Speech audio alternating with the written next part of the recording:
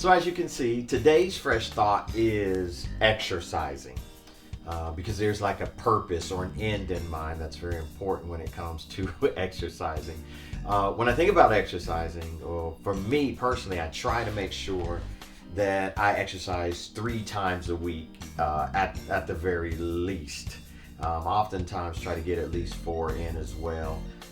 The weekends are kind of reserved for rest and relaxation, but I'll try to get something in on Friday. So at best, 5 times a week, but at the very least 3 times a week, because it's so important to exercise, because exercising has an end result that brings on this longevity of life, longevity of success in your physical ability.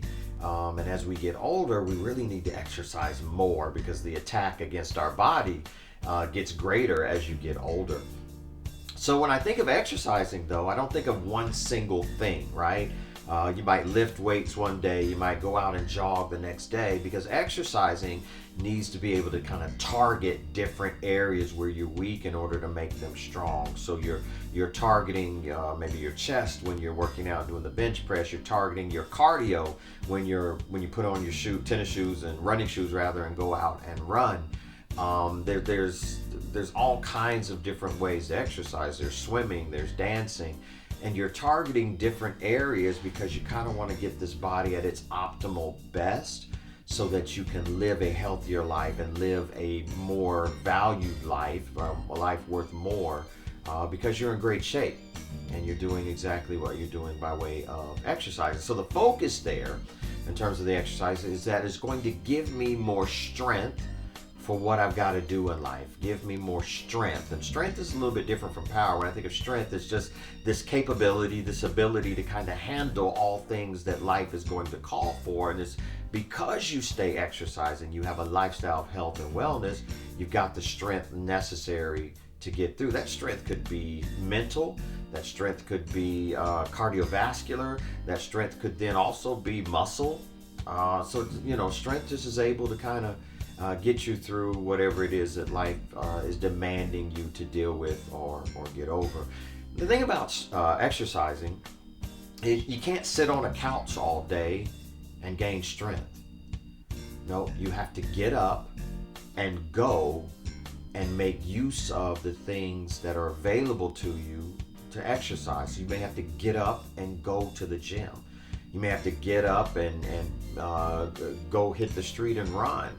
Go to a park and jog. I don't know, but you can't, you're not gaining any strength sitting on the couch doing nothing. So we're talking about a location. What it means is not every location in life gives you the strength you need to get through what you're going through. Not every location in life will even give you a chance to exercise what you have available to you in order to gain strength. And so whether it's going to the gym and exercising with the equipment, or whether it's buying you some training shoes, some running shoes so you can exercise out on the street, or in the park, whatever, getting your cardio up, you gotta get up and you gotta exercise the tools, the resources that are available to you in order to gain strength. The thing about that is whether it's the terrain, running hills, or whether it's the gym, working equipment, it's going to hurt, right? But hurt is an indicator that you're growing. And then you're going to heal.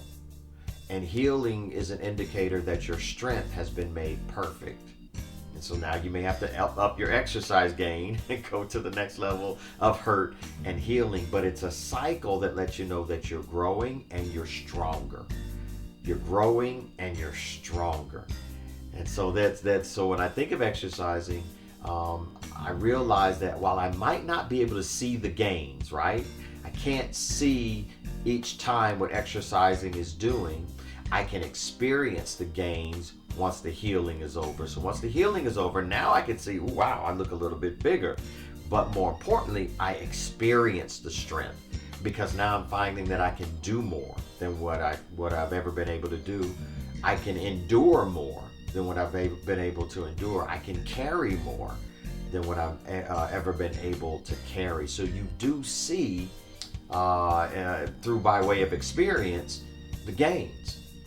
And so the idea though is exercising at the beginning, you might not see the strength until you finish the hurt and the heal process, but you will see the results of exercising all the resources that you have available to you. And it reminds me of a verse in Ephesians chapter 6, and it's verse 10, where Paul is writing to the church of Ephesus. He writes these words: "Finally, be strong in the Lord and in the strength of his might." Finally, be strong in the Lord and in the strength of his might. Paul is about to talk about putting on the full armor of God. But the first thing he's talking about is the exercise process. What he's literally saying is, these gifts that you have, the full armor of God, you first got to put them on. So in other words, putting them on means you got to show your strength to be able to carry these gifts to what they're supposed to do. Paul is literally saying is the source of your success, the source of your power, the source of your victory is exercising what God has given you. Exercising the gifts God has given you. When you do that, then you find that he'll then bring forward his strength and might. Or in the King James, it's power and might. But you got to exercise by being strong the gifts that he's given you. So I want you to think about that for just a second. Because every day I get up, I have to choose whether or not I'm going to exercise what God has given me. See, I could choose not to exercise it, sit on the couch. But don't expect any power, don't expect his might, and don't expect any strength. God did not gift you just so you could sit back and do nothing with it.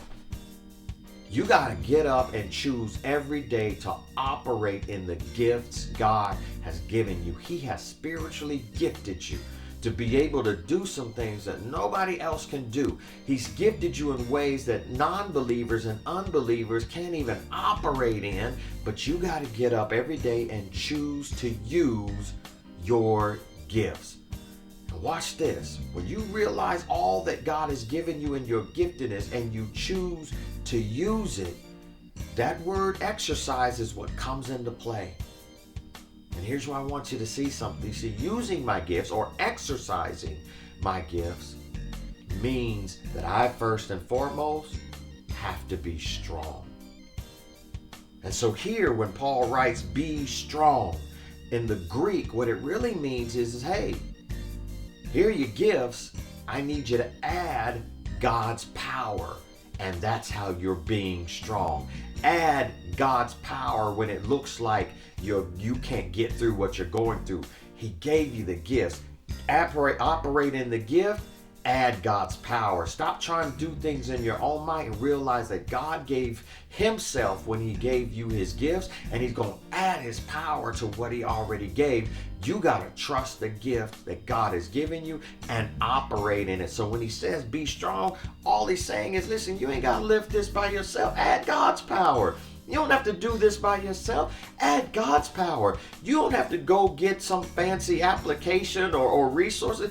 God gave you his gifts the moment you gave your life to Christ. God said you're too anointed and favored to be trying to operate in the flesh. Use by faith the gifts I gave you and add his power. But watch this. It's not just adding his power. It's not just you exercising the gifts God gave you. What God is literally saying is you walk in the gifts, I'm bringing the power. You walk in the gifts, I'm bringing something that the environment and the situation can't even contend with. You bring the gifts. God is just saying, listen, I need you to understand that with my power and your gifts, there's something that's going to happen. There's something that can no longer stop you. There's something that can no longer hold you back. There's something that can no longer keep you down. But watch this. He doesn't just bring his power, but he also brings his might. It says, finally, be strong, exercise your gifts in the Lord, and watch this. And what he brings to the table is his strength and his might. Be strong in the Lord and in the strength of his might. You bring the gifts, God brings the power, add his power, and God brings his might. And I need you, this is where I try to contain myself. You see, power and might are two different things. Might here in the Greek is iskous. Iskous. That's the word in the Greek. And what it means is might, he prevails. Oh, I need you to let that sink in for a second. See, power says your gifts will work. Start using them. They're going to do what I intended and purposed them to do. Might says God wins. Well, I feel like preaching right there. God says you bring the gifts. My power says they're going to work, but my might says you're going to win in the end. Just when it feels like, watch this, you using your gifts, it's not going anywhere. God says his might is on the way. Victory is on the way. Work your gifts. A first place finish is on the way. Work your gift. Your breakthrough is on the way. Work your gifts. Your comeback is on the way. Work your gifts. I just don't care where you are right now. God simply says, be strong. Exercise what he gave you. But not just be strong. You're going to be strong in his power.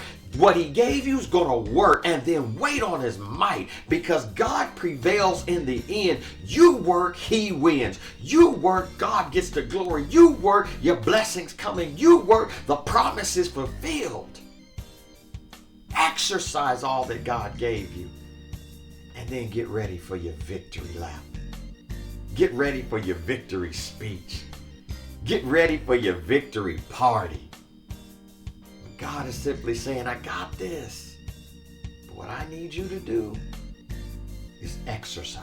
And that's why that's today's fresh thought. Amen.